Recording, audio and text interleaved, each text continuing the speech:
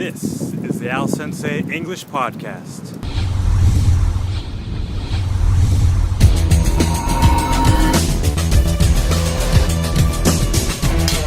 Activate. Motivate.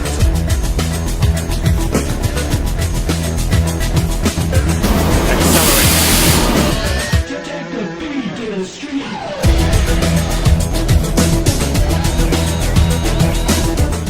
Hello and welcome to episode 7 of the English 2.0 podcast. My name is Al.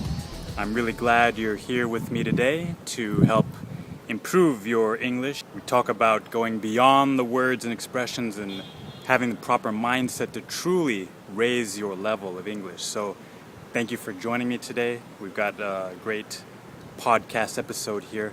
Today the main topic will be how to use Twitter to learn English.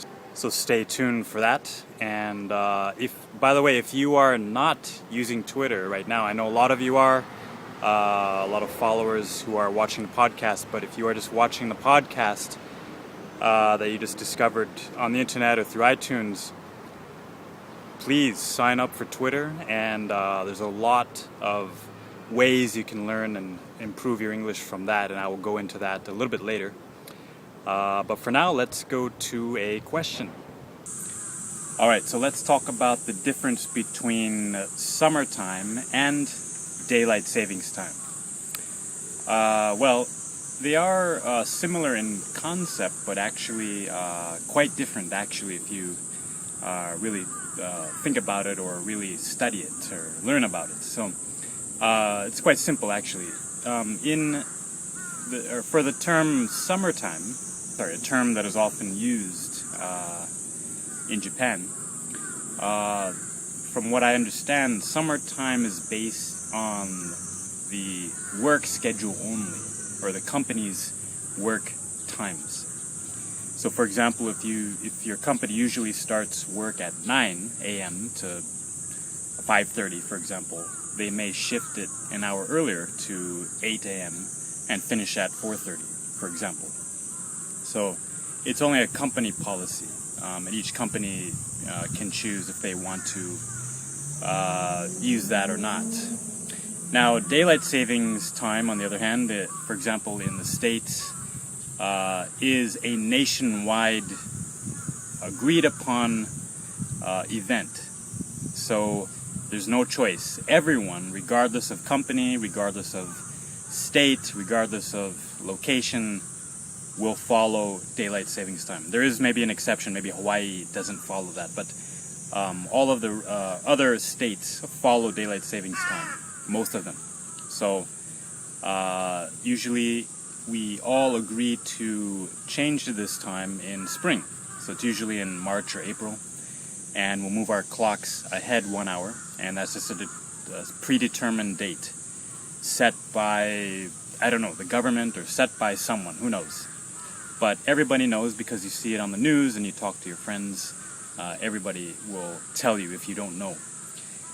So you set your clock ahead 1 hour in the springtime. So we enjoy that extra hour of daylight, which is very nice in the summer. And then in the autumns, probably usually in October, then we move the clocks back to the regular time.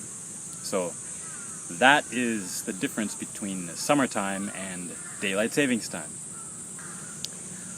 Alright, so for today's main topic, let's talk about how to use Twitter to study or learn English. Alright, so a lot of people out there now are using Twitter for many reasons, and the number of people using it for English study is growing very rapidly. So if you're not using Twitter, you should sign up, and it's easy and it's fun and a good way to learn.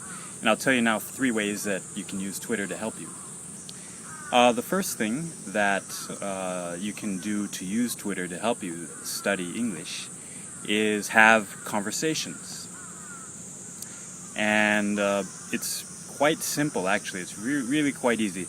When you sign up for Twitter, you have your name, and again, you don't have to put in your real name. You can use they call it a Twitter handle. That'll be your Twitter username. And you can start meeting people immediately. Follow people, and they will follow you back. Actually, if you are not so familiar with Twitter, you might want to go, check out the basics first. It's quite simple. But when you follow someone, you can see what they're posting. And then usually, not all the time, but usually when they see that you follow them, they will follow you back. And then when you find people that are also interested in studying English, you kind of develop, it kind of turns into a small community. And you can start communicating with these people as well, and they become your kind of online Twitter friends. So in a sense, it's kind of like a chat room, but it's more clearly defined, and people are on there at all times, and it's just kind of a unique community to be able to just interact with people with the same interests as you, in this case, English studies. So have conversations on Twitter is a good way to practice your English.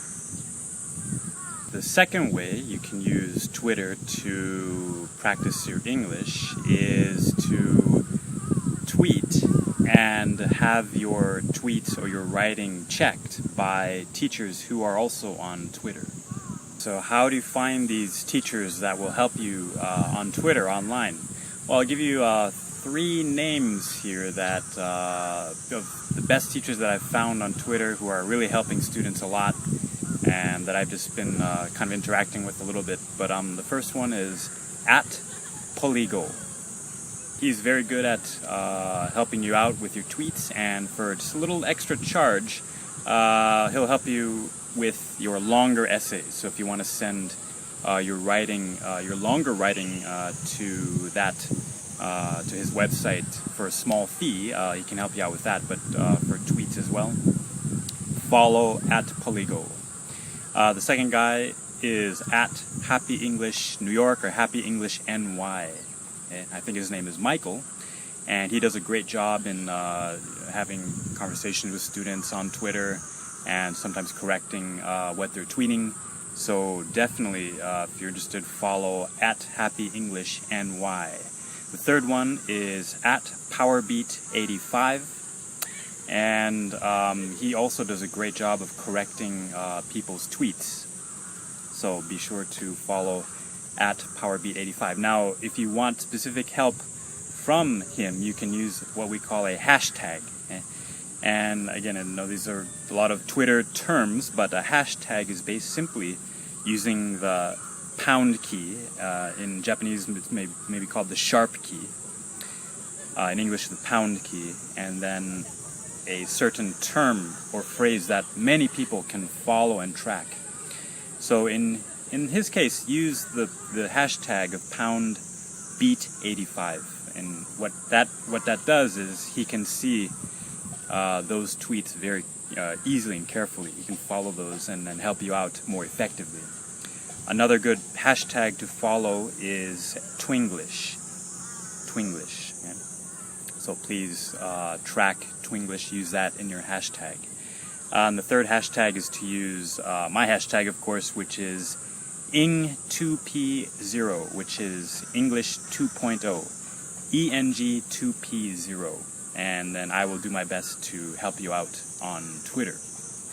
Alright, and the third way that you can use Twitter to help you practice your English is to follow famous people, your favorite musicians, actors, actresses, whoever they are, probably tweeting online.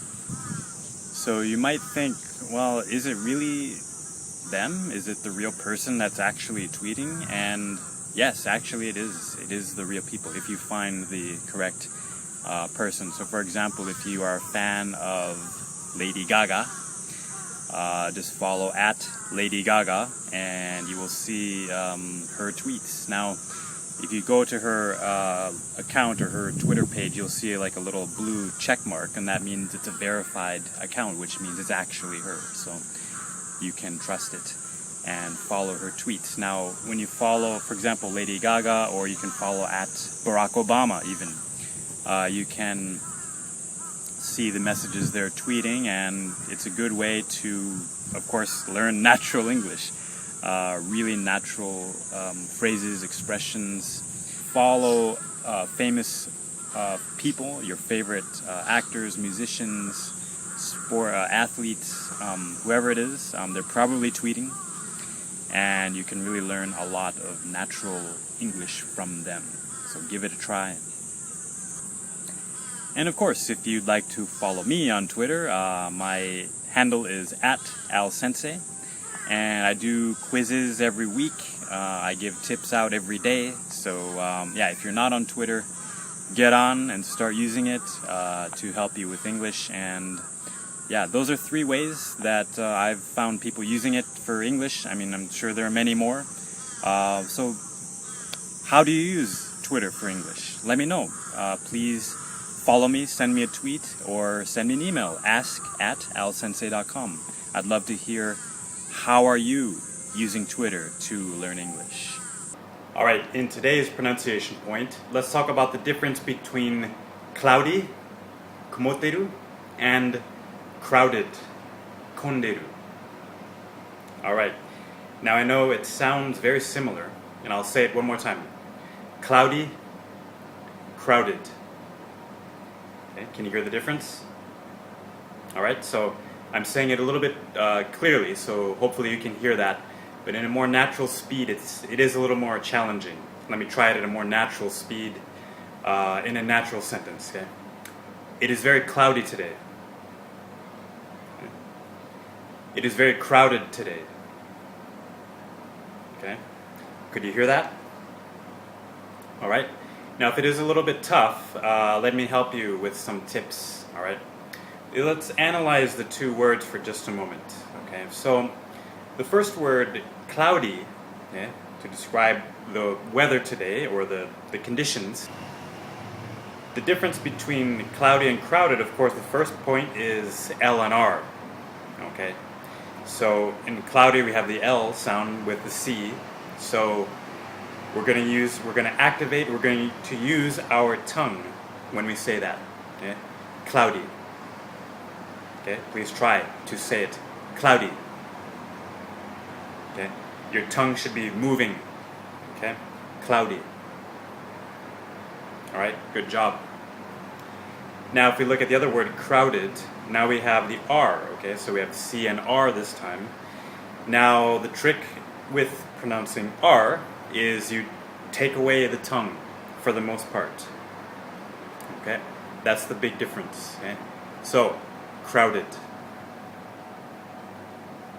Crowded. Okay? Now the focus should not be your tongue, the focus should be here on the sides of your mouth. Okay? Crowded. Okay? One more time, cloudy, crowded. Okay, nice job. Now let's talk about the last part. The second part of the word should be a little bit easier to hear because it is quite different. L and R is still a little similar, but the last part of the word is very different. Let's look at cloudy again. And at the end of the word, we have D sound. Okay? Now I'll say it very clearly to understand. Cloudy. Okay? Cloudy. Okay? And if we look at crowded, it's more of a dead sound. Okay? Crowded. Okay? Crowded. Cloudy, crowded. Okay? Very different. Now at natural speed, it is a little bit tougher to hear that. But if you can hear that difference, focus in on that difference, I should be able to give you a good clue which one. Okay? So, one more time. Cloudy. Crowded. Okay, that was natural speed, native speed. Now let's do the sentences one more time. Please repeat. It's very cloudy today. Okay, now let's try the other one. It's very crowded today. Okay, nice job. Now the real point of this is that when we're trying to understand, when we're trying to hear the difference of those, it's very, very important to understand the context, the situation. Okay, so what is the speaker talking about? Now, in this case, both of those sentences are very possible, very likely that I used. So, what was the previous sentence? Okay, what did they say before? Okay. So, for example, did they say, "Oh, yesterday I went to Shinjuku. It was very crowded." Okay. So maybe we can make a good guess that they're talking about the number of people, not the weather, because it usually doesn't matter where we go, to determine the weather. I mean, if we're going in Shibuya or Shinjuku or Ueno, Ikebukuro, it doesn't matter. It's probably the same weather, probably. Yeah.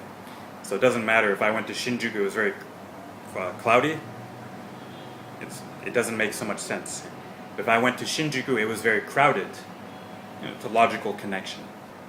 Or if the person said, "Oh, I went to the beach yesterday and I wanted to get a suntan, but it was very cloudy." Okay, so something like that, we can understand. They're talking about the weather and not the number of people there. Okay, so use those situation clues to help you understand those words that are somewhat challenging, and you should be able to do it. And keep practicing those differences. Cloudy, crowded. You can do it. Keep practicing. Work those mouth muscles. Nice job. Good luck. Alright, that is all we have time for today. Thank you so much for watching. And as usual, if you want to contact me, you can do so through email, ask@alsensei.com, or follow me on Twitter @ALsensei.